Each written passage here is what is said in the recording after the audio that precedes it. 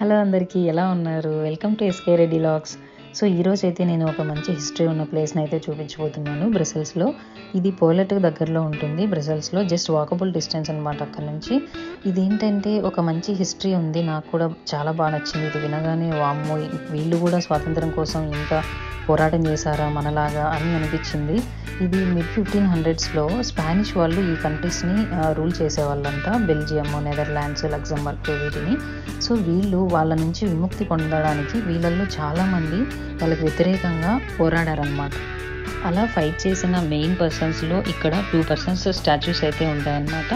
అవే వాళ్ళ నేమ్స్ వచ్చేసి ఎగ్మోంట్ అండ్ హోర్న్ అంటారు. సో వాళ్ళు వచ్చేసి 16వ శతాబ్దంలో ఈ స్పానిష్ నియంతృత్వానికి వ్యతిరేకంగా తిరగబడిన ప్రముఖ నాయకులు అనమాట. సో ఆ తర్వాత వీళ్ళని జూన్ 5న 1568లో చాలా ఘోరంగా తలల్ని వాళ్ళ అందరి ముందు నరికేశారనమాట. సో వీళ్ళు చనిపోవడం అనేది నెదర్లాండ్స్ తిరుగుబాటుకి ఆరంభంగా మారింది అని చెప్తారు.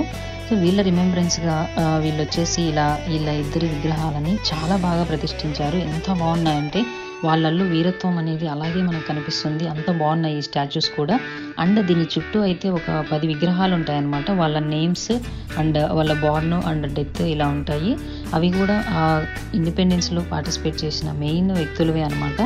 ఆ తర్వాత ఈ పార్క్ చుట్టూ కూడా 48 స్టాచ్యూస్ ఉంటాయి, బ్రాంజ్ స్టాచ్యూస్. అవేంటంటే వీళ్ళు చేసే వృత్తుల్ని రిమెంబరెన్స్గా చాలా అట్రాక్టివ్గా ఉంటాయి అన్నమాట. అవి మొత్తం 48 ఉంటాయి. చూస్తున్నారు కదా ఎంత బాగుందో ఈ పార్క్ అయితే. చిన్నదే అయినా కూడా చాలా బాగా మెయింటైన్ చేస్తున్నారు దీన్ని. ఎంతైనా ఇది వీళ్ళ పూర్వం నుంచి ఉంది కాబట్టి వీళ్ళు దానికి వాల్యూని ఇస్తూ దాన్ని అలా మేనేజ్ చేస్తూ చాలా బాగా పెట్టుకున్నారు. అండ్ వీళ్ళు దీనికి అక్కడ మనకి సింబల్స్ కూడా పెట్టారనమాట. అక్కడ గ్రాస్ని తొక్కకూడదు, అండ్ కుక్కర్ని తీసుకురాకూడదు, సైకిల్స్ని తీసుకురాకూడదు, ఇలాగా సింబల్స్ పెట్టారు. సో వీళ్ళు ఎంత బాగా దీన్ని పవిత్రంగా చూసుకుంటున్నారో మనం అయితే చూడొచ్చు. సో బ్రసెల్స్లో ఉన్న వాళ్ళు ఎవరైనా సరే ఖచ్చితంగా ఈ ప్లేస్ని ఒక్కసారైనా విజిట్ చేయండి. ఎందుకంటే నా వీడియో మీకు నచ్చినట్లయితే do subscribe to my channel.